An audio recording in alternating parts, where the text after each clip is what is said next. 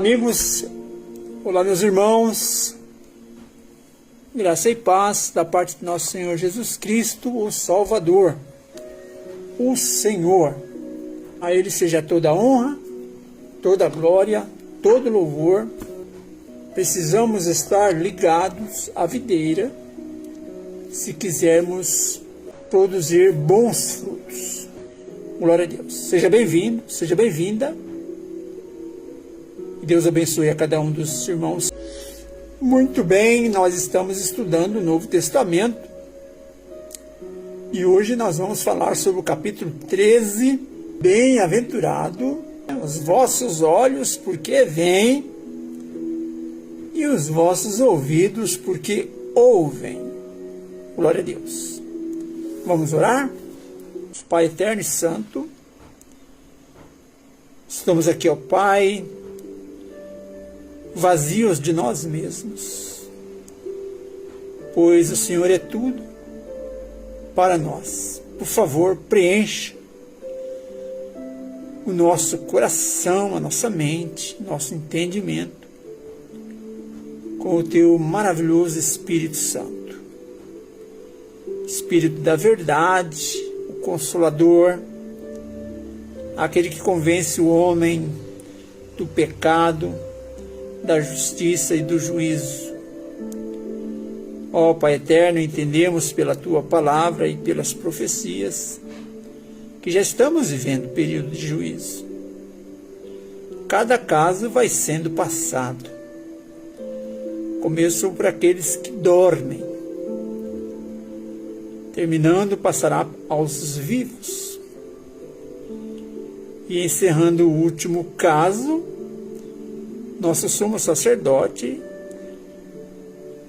mudará de vestes, deixará suas vestes sacerdotais e vestirá trajes de juiz, Rei dos reis e Senhor dos senhores. E virá a esta terra buscar os seus escolhidos, que foram convidados, de bom grado aceitaram o plano da salvação, entregando suas vidas a Jesus. Obrigado, Pai. Perdoa-nos, ó Senhor, os pecados. Cobre-nos, Senhor, com o manto da sua misericórdia. Em nome do Senhor Jesus. Amém. Bem-aventurado os vossos olhos, porque veem, e os vossos ouvidos, porque ouvem. São Mateus 13:16. Os cenários dos mais belos discursos de Cristo estavam na natureza, no Monte Verdejante ou à beira-mar. São seus lugares favoritos. Naquele mesmo dia, diz a palavra que Jesus saiu de casa e assentou-se à beira-mar. São Mateus 13, verso 1. Estava ele ensinando e curando aqueles aos quais viera salvar. O ministério de Jesus foi um ministério de salvação, de ensino e de orientação. Então ele estava ensinando, ensinando os seus discípulos e a multidão de todos aqueles que estavam dispostos a aprender. A mesma voz que falou e tudo fez. Sim. A palavra diz que no princípio era aquele que é a palavra. Quem é a palavra? Jesus, o Verbo de Deus. Ele estava no princípio com Deus e também era Deus. Não que ele não seja Deus agora, mas o contexto é que naquele momento ele estava como homem nesta terra. Mas antes de tornar-se homem, ele era Deus juntamente com o Pai, Depois ele encarnou-se e passou a ser Deus homem, Deus conosco, E depois ascendeu ao trono e agora rege o universo juntamente com o Pai. Então é assim, ele estava com Deus no princípio, Todas as coisas foram feitas por intermédio dele. E sem ele, nada do que existe teria sido feito. São João capítulo 1, verso 1 a 3. Isso ganhava uma entonação vibrante, compreensível, até para quem passasse ao longe.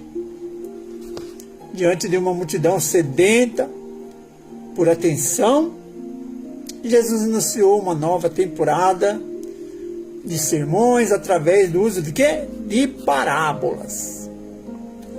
Existem dois contextos principais sobre o termo parábolas, né?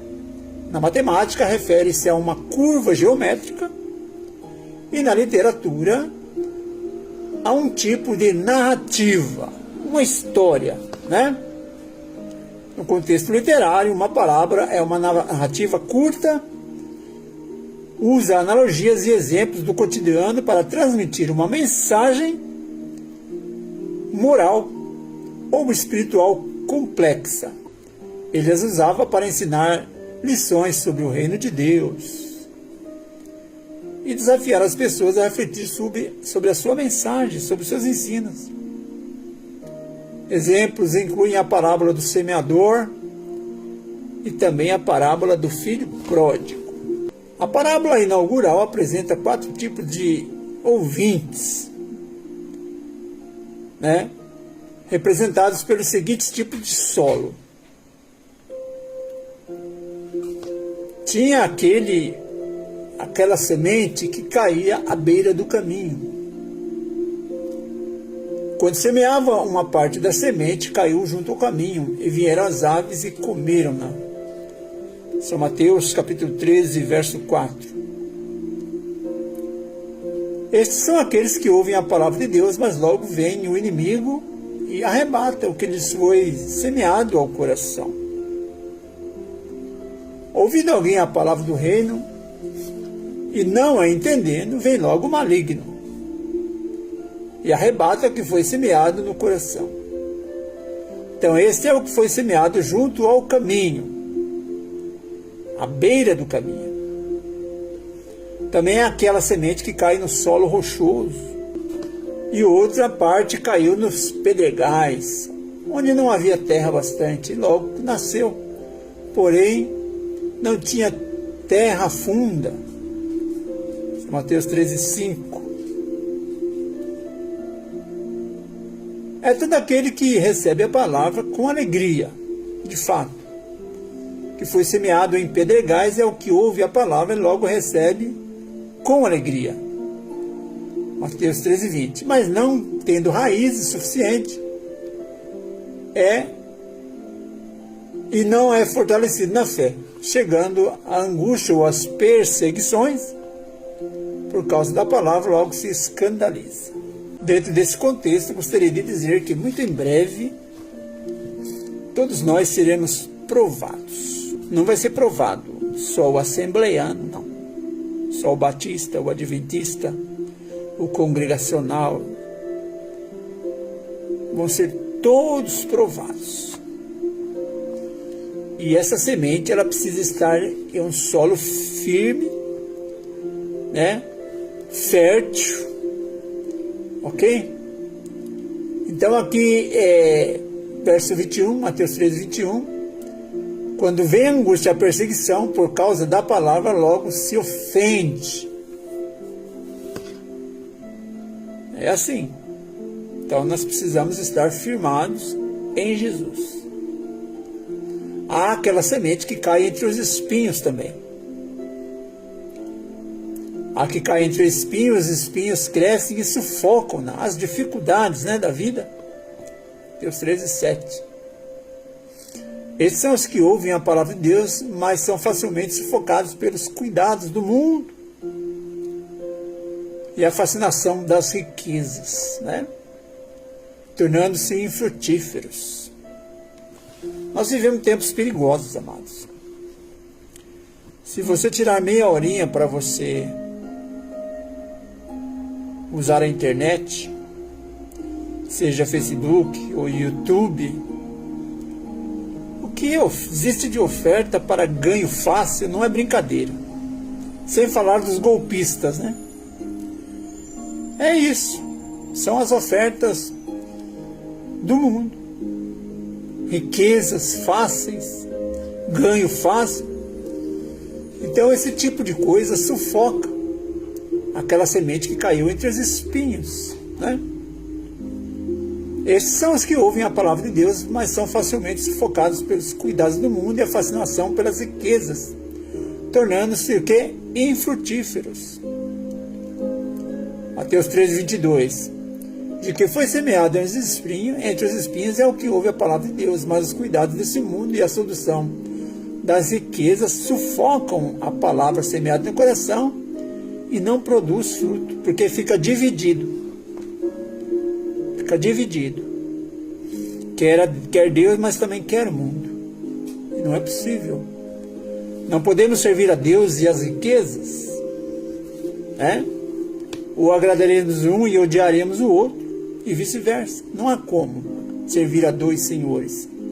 Não há como servir a Deus e as riquezas, né? E há aquela semente que cai na boa terra. Outra que caiu em boa terra deu fruto. Um a 100, outro a 60 e outro a 30. Essa caiu na boa terra, essa semente. Todo aquele que ouve a palavra de Deus e a compreende, né? Mas o que se foi semeado à beira do caminho, em boa terra, é o que ouve e compreende a palavra e dá fruto. Produz 100, 60, 30, dando os bons frutos, né? Fruto gerado pela sua total dependência de Deus. Compreendeu que sem Jesus nada pode ser feito.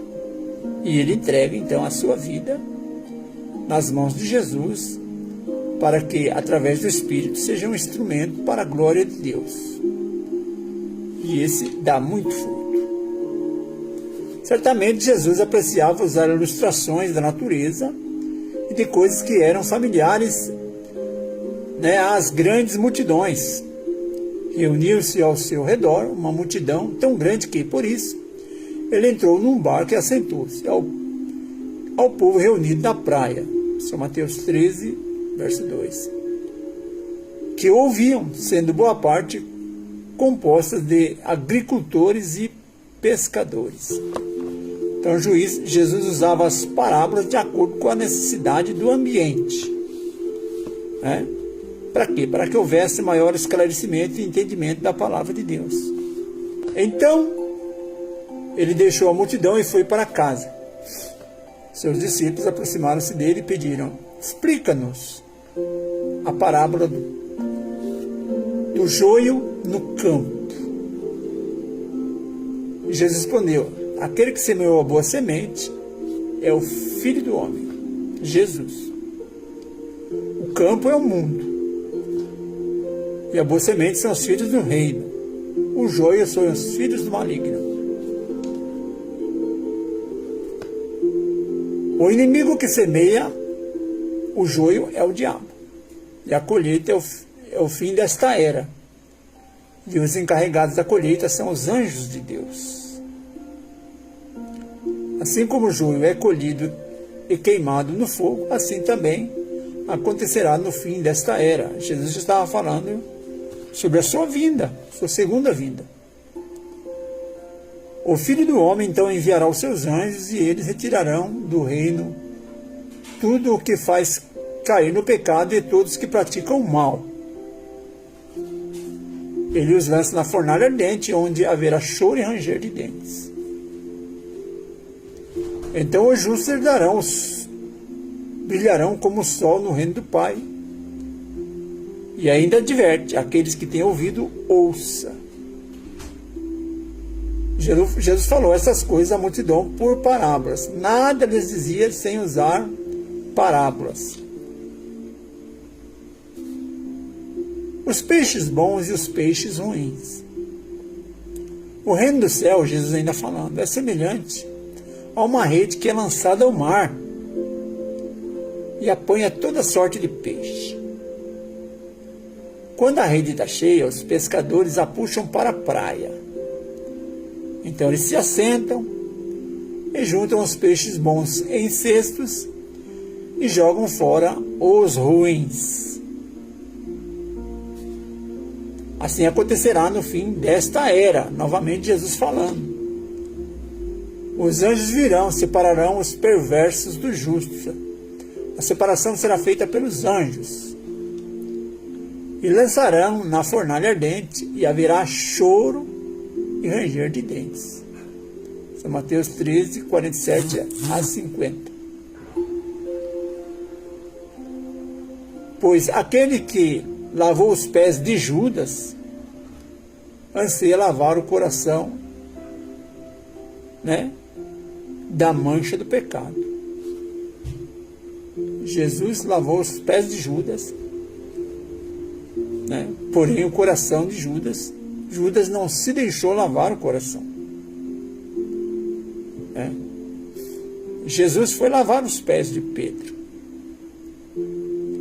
Tu não me lavarás os pés, Senhor. Se eu não te lavar, tu não tens parte comigo. Ah, Senhor, então me lava a cabeça, lava os pés, lava tudo, Senhor. Então Jesus quer fazer uma limpeza completa na vida dos seus filhos. É você que determina se você quer ou não. Ele está disposto a fazer. Remover os carrapichos, Limpeza completa. Mas nós temos o poder de querer ou não.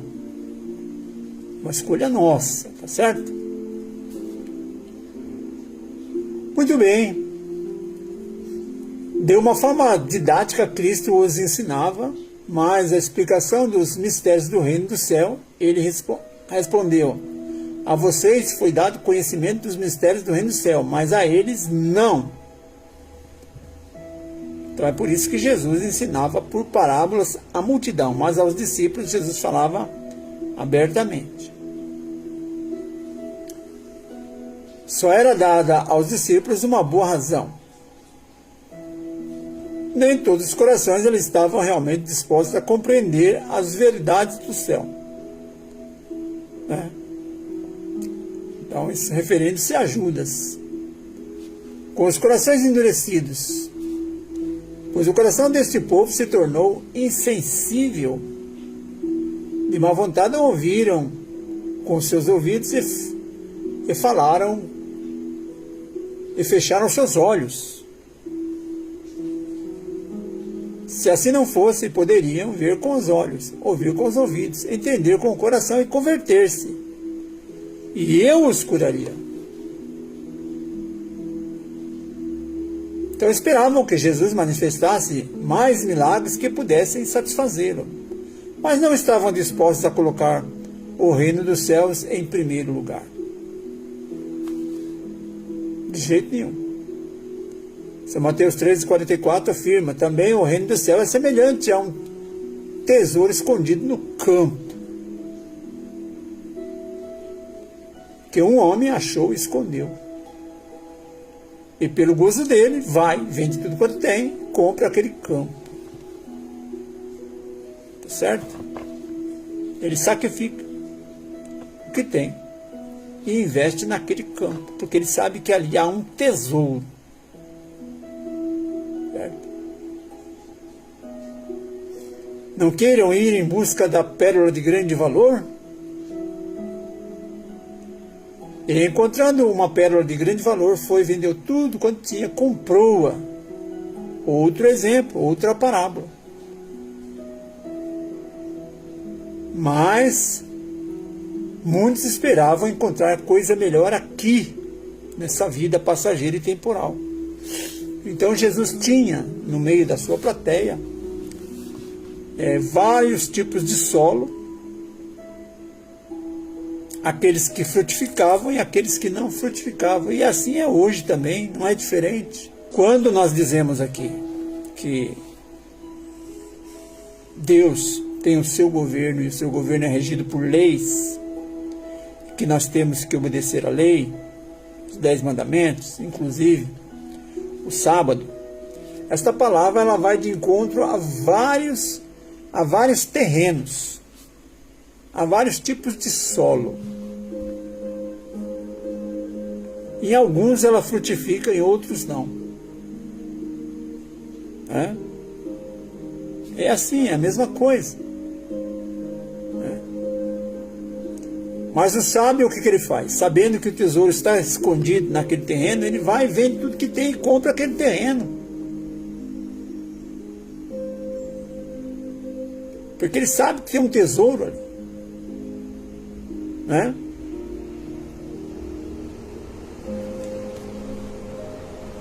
No tempo determinado, amados, Jesus veio a este mundo a fim de salvá-lo. No tempo determinado, ele cumpriu o seu ministério e pagou o preço do nosso resgate morrendo na cruz. No tempo da colheita, deixai crescer ambos juntos até a ceifa, falando do joio e do trigo. Por ocasião da ceifa, direi aos ceifeiros: colhei primeiro o joio, atai e molhos para queimar, mas o trigo ajuntai no meu celeiro. Então quem faz a separação, amados, não é nós que fazemos a separação do trigo e do joio. Tá? Quem fará a separação é Cristo. Hoje nós temos a obrigação de ensinar, exortar, orientar, aconselhar. Nunca condenar ninguém, porque esse não é o nosso papel. Certo? Quem vai fazer a separação final é o próprio Cristo e os anjos. Então ele ordena que os seus anjos separem o joio do trigo, selando os filhos do reino e guardando-os no celeiro. Obra esta que já começou, viu, amados? Começou. Estamos vivendo, querido, agora um período de sacudidura. Você já ouviu falar de sacudidura? Se você já ouviu falar, deixa aí no comentário. Se não ouviu, deixa também. O que é a sacudidura? Sacudidura é um período de apostasia em que todo professa filho de Deus vai ter que passar. E essa sacudidura é um tempo em que cada coisa que pode ser sacudida, sacudir-se-á. O Senhor não desculpará os que conhecem a verdade e não obedecem os seus mandamentos, por palavra e por ação. Você pode ver isso aí no livro Testemunho Seleto, volume 2, página 547 e 548. Se você tem interesse nesses livros, você pode baixar gratuitamente, PDF aqui pela internet, é gratuito, não custa nada. São ótimos livros e eu recomendo, tá? Então, mas de igual forma, no tempo determinado, Jesus voltará para pôr fim ao pecado.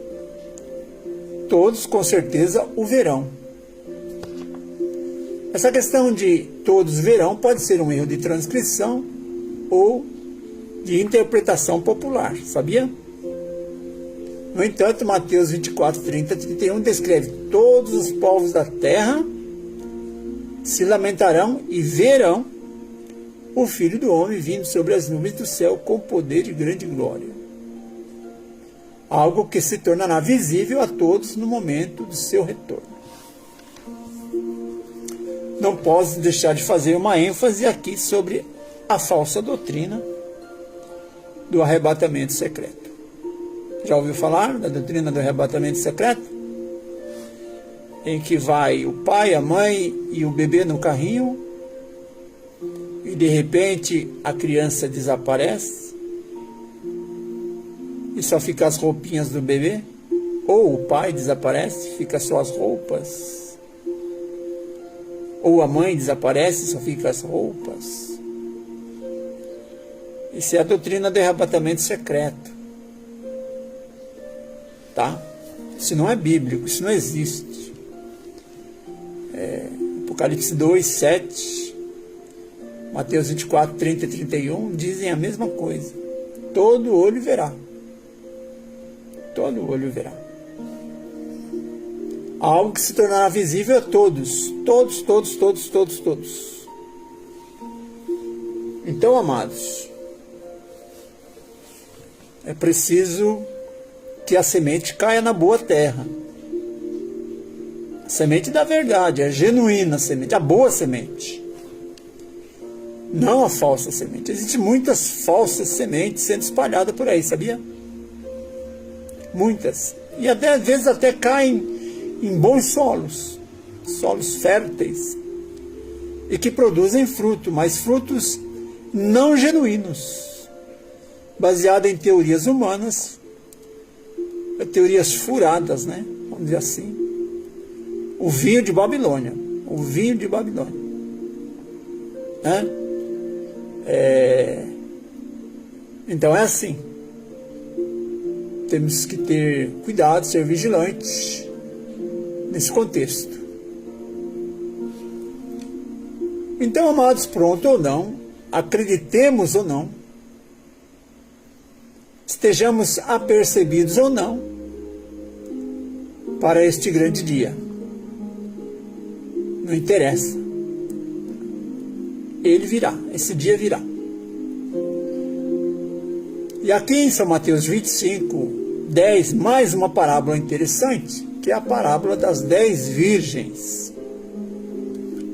Haviam cinco loucas e 5 virgens prudentes. Mas no verso 10, do capítulo 25 de Mateus, diz: e tendo elas ido comprá-lo, elas quem? As loucas, as imprudentes.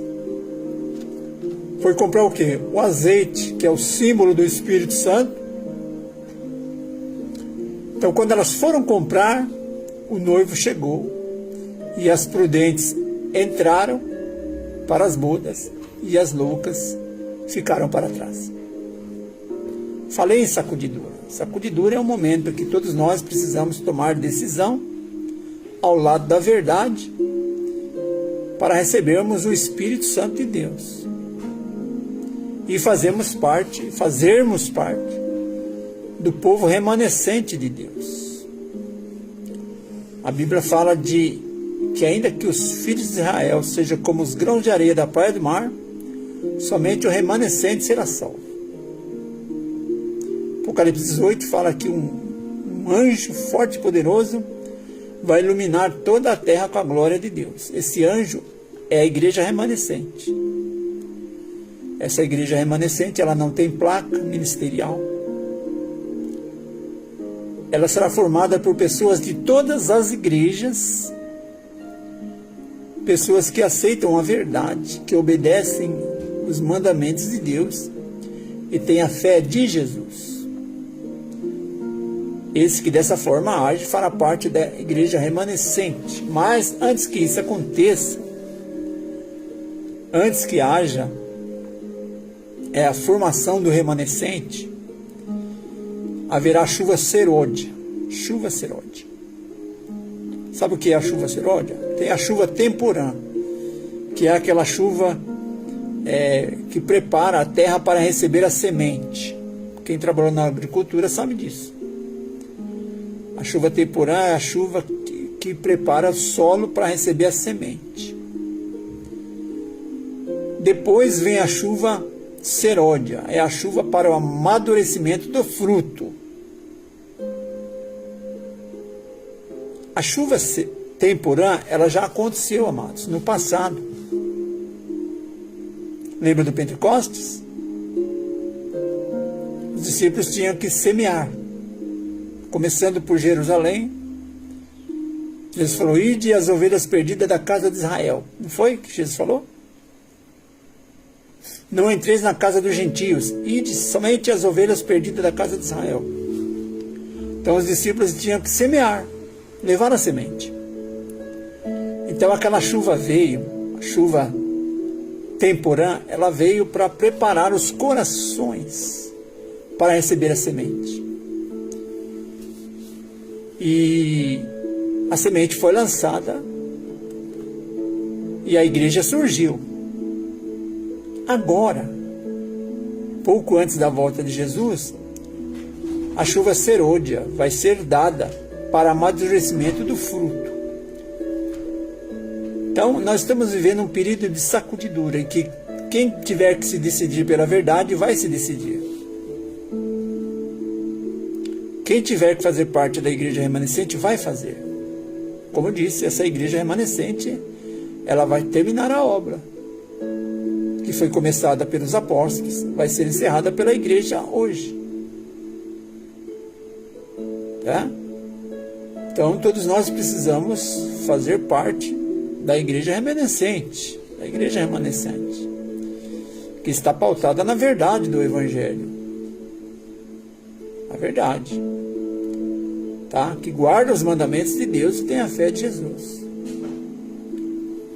Que nós não sejamos como as virgens nécias, né? Que pela ausência do azeite, ou seja, do Espírito Santo, foram ainda comprar.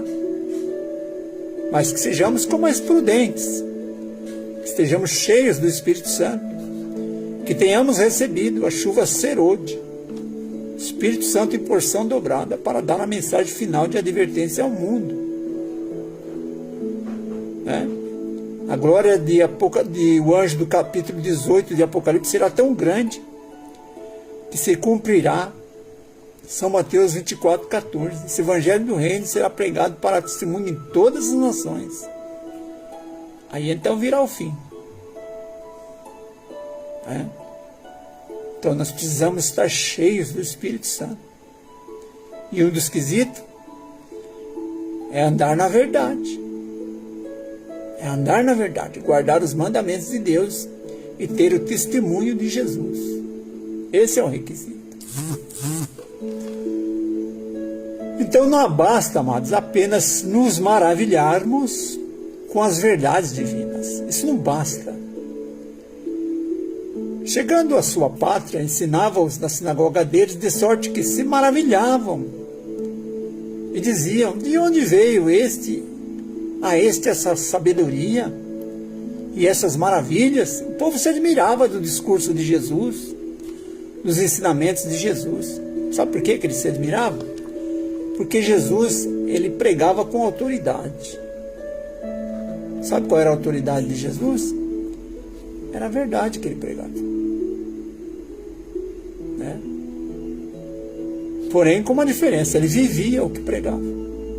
Ele era genuíno cumpridor dos seus ensinamentos. Ele andava de acordo com o que ensinava. Esse era o poder e a autoridade de Cristo. Né? Mas é preciso crer que, para que elas se tornem reais em nossa vida, é preciso crer nas maravilhas de Jesus.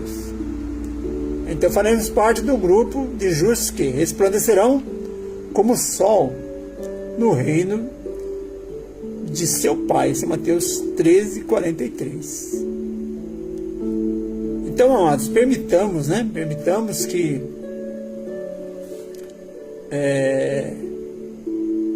o Espírito Santo fale ao nosso coração hoje, todos os dias, até aquele grande dia. E São Mateus 13:43 diz: quem tem ouvidos para ouvir, ouça. Muitas coisas que eu falo aqui você não ouve mais nos púlpitos. Não ouve. De jeito nenhum. Qual que é o estilo de sermão que se prega hoje nos púlpitos?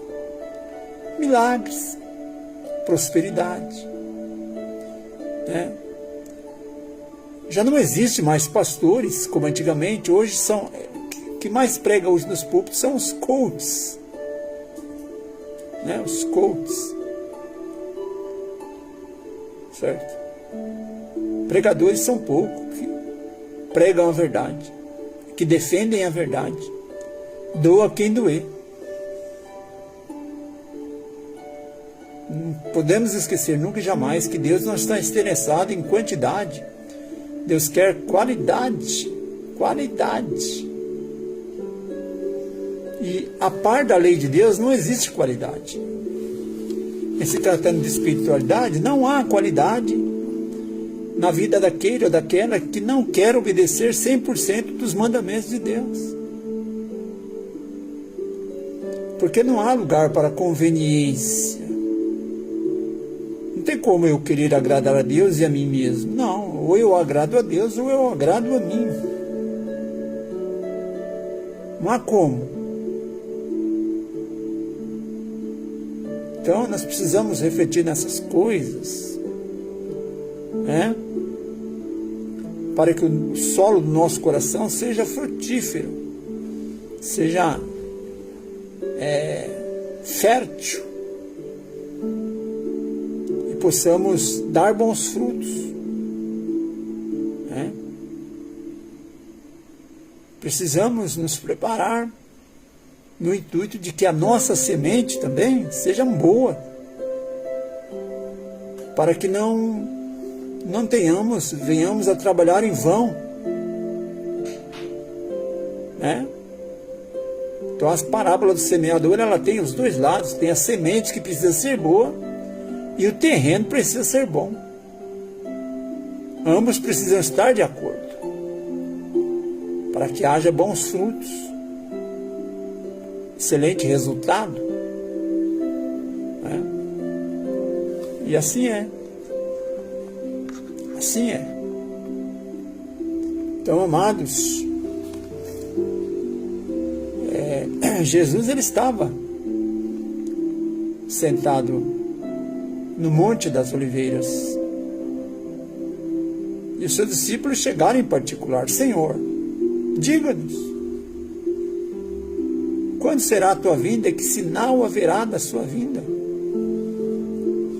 Quando vai acontecer essas coisas que o Senhor falou? Né? Jesus falou de guerra, de fome, mas isso não era o principal. Isso não era o principal. Que desde que mundo é mundo, guerra sempre houve.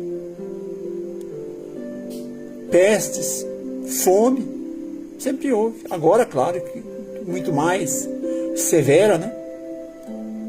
Muito mais conflitos. Mas isso sempre houve. Porém, amados, a primeira advertência que Jesus fez para os seus discípulos: acautelai-vos que ninguém vos engane. Acautelai-vos que ninguém vos engane. Porque muitos virão em meu nome, dizendo: eu sou o Cristo, e enganarão a muitos. Então essa era a principal preocupação de Jesus, que os seus discípulos não fossem enganados. Estamos caminhando, amados, para a parte final da história deste mundo. A parte final da história deste mundo. E muitos têm olhado para o Israel como o relógio de Deus. E não é. E não é. Tá? Não é. O tempo de Israel já foi. Nós temos que olhar agora para Apocalipse 13, isso sim. Porque lá fala de dois poderes. Apocalipse 13 fala de dois poderes. Um poder que surge do mar e um poder que surge da terra. Duas bestas, animais, em profecia, é poder, reino. Rei ou reino. Dois poderes, Apocalipse 13. Um poder que é aclamado por multidões, porque mar em profecia, né, significa povos, multidões, nações e línguas. E um poder que surge da terra, ou seja, em contraste de mar, terra é lugar, né, seco, ou seja, lugar isolado, onde não há grande multidão. Então, uma nação surge no meio de multidões de povos e uma surge no meio de um lugar deserto.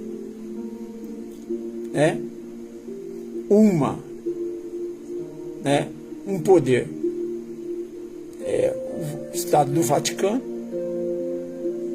e outro poder é os Estados Unidos da América do Norte. Certo? E Apocalipse 13 fala que o poder que surge da terra passará a sua autoridade para o poder que surge do mar. Porque o poder que surge do mar, ele vem com teorias e falsos ensinos, que é o vinho de Babilônia, a grande meretriz. E esta nação, que surge da terra, vai criar leis favoráveis para que as falsas doutrinas e dogmas estabelecidos pelo poder que surge do mar sejam aceitos por força de lei, porque quem não aceitar vai sofrer boicote econômico. Então esta é a grande tribulação que virá sobre a terra. E essa tribulação vai vir sobre todos. Não importa que igreja você pertence. Porém, deste povo, São João 10:16, Jesus disse: ainda tenho outras ovelhas que não são desse aprisco. A mim me convém agregá-las. Então esse povo remanescente que Jesus pretende salvar, ele sai de todas as igrejas. Todas as igrejas cristãs. Não é um povo de um determinado ministério. Não. É de todas as igrejas. Pessoas que vão conhecer a verdade, vão entender que a lei de Deus, ela está em vigor, que o sábado verdadeiro é o 7º dia da semana e não o primeiro, e vão decidir servir a Deus em espírito e em verdade. Certo? Porém, esta crença, ela estará em oposição, ao sistema do mundo. Aí virá a perseguição. Perseguição. É a chamada sacudidura. É a separação. Entende? Do trigo do joio, do bode das ovelhas. É isso. Então não se iluda. Não vai haver arrebatamento secreto. Não. Haverá sim uma grande tribulação para a separação daqueles que servem a Deus e daqueles que não servem a Deus. É isso. Essa é a verdade. Esta é a verdade. Queria eu, amados. Juro mesmo. Eu queria mesmo que houvesse arrebatamento secreto. Que não fôssemos passar pela grande tribulação. Porque vai ser tão dura essa prova. Tão dura. Que, se possível, até os salvos seriam enganados. Então, se houvesse um arrebatamento secreto e a gente fosse com Cristo antes da tribulação, seria legal, não seria? Mas não vai ser assim. Olhe para os 3 amigos lá de Daniel, uma fornalha de fogo ardente. Como é que foi que Jesus salvou ele? Em meio à tribulação. Olhe para Daniel na cova dos leões. Como foi que Deus salvou ele? Em meio à tribulação. E essa é a verdade. É a verdade. Não se iluda. Não se iluda. Quer saber?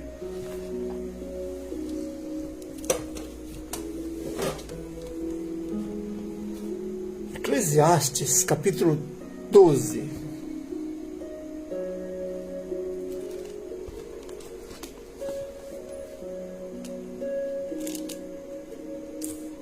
Eclesiastes, capítulo 12. Para encerrar, tá?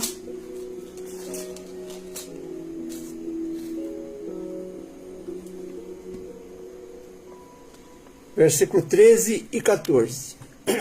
Eclesiastes 12, verso 13 e 14.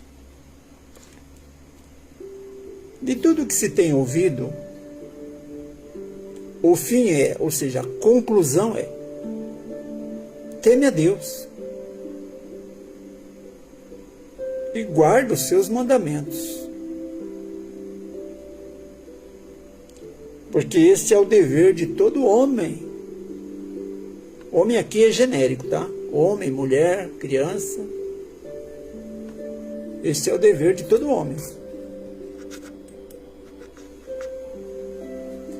E aqui já põe por baixo a teoria de que a lei de Deus era só para os judeus. O sábado era só para os judeus. Não, não era só para os judeus, é para todo homem. Então teme a Deus e guarde os seus mandamentos, porque esse é o dever de todo homem. Por quê? Verso 14. Porque Deus há de trazer juízo a toda obra e a ter tudo que está encoberto, quer seja bom, quer seja mal. Então, amados, é isso. Quer ser salvo? Quer olhar para Jesus, quando Jesus vier sobre as nuvens do céu com poder e grande glória? Quer estar de pé e dizer: esse é o Senhor a quem aguardávamos, neles nos regozijaremos e nos alegraremos? Você quer dizer essas palavras no dia? Teme a Deus e guarda os mandamentos da lei de Deus, que esse é o dever de todo homem. Não é dever só dos adventistas, não é dever só dos batistas do sétimo dia, não é dever só dos judeus, não, é dever de todo homem. Todos. Se alguém está pregando para você que o sábado é só para os judeus, ele está errado. Está enganado. Ou a Bíblia está errada e ele está certo, né? E aí? Então precisamos tomar cuidado, tá certo? Então, amados, bem-aventurados os vossos olhos que veem e os vossos ouvidos que ouvem. Amém? Amado Deus, estamos na tua presença, Senhor. Obrigado pela tua palavra que é santa e poderosa. Por favor, ajuda-nos a permanecer firme na tua presença. Sabemos que daqui para frente, ó Deus, as coisas vão se afunilar, ficarão difíceis, haverá perseguição. Se perseguiram a Jesus, o nosso Mestre, com certeza nos perseguirão também. Dá-nos força, Senhor, para vencermos todo o mal. Que possamos combater o mal com o bem. Ser paciente na tribulação. Para que possamos vencer o maligno. Por favor, a Deus, abençoe os amigos que estiveram conosco. Que todos sejam ricamente abençoados, Senhor. Transformados, salvos, libertos de todo mal. Nós possamos andar na verdade. Viver a verdade, praticar a verdade, que essa nos liberta de toda a tradição, de toda falsidade, de todo vinho de Babilônia, de todo engano. Ajuda-nos, Senhor, que nós possamos receber a porção do Teu Espírito Santo, a chuva serôdia, a chuva da preparação, do fruto, para a grande colheita que será realizada por Jesus Cristo, Teu Filho. Possamos estar prontos e preparados para o Teu reino, Senhor. por mais difícil que possam ser as provas e as perseguições, possamos estar firmes, confiados no livramento que virá das tuas mãos, ó Pai. Cuida das famílias aqui representadas, cuida dos enfermos, dos empregados que estão, ó Pai, abatidos na fé, os que estão estressados, aqueles que estão depressivos. Possa ter misericórdia de todos. Permita-nos, ó Deus, estar na Tua presença, para a honra e glória do Teu santo nome, todos os dias, em nome do Senhor Jesus. Amém. Glória a Deus. Compartilhe essa live com aquelas pessoas que você ama e quer vê-las no reino de Deus, contigo. Que o amor de Deus, a graça de Jesus e a comunhão do Espírito Santo sejam com cada um de vocês, hoje e sempre. Forte abraço e até lá. Tchau, tchau.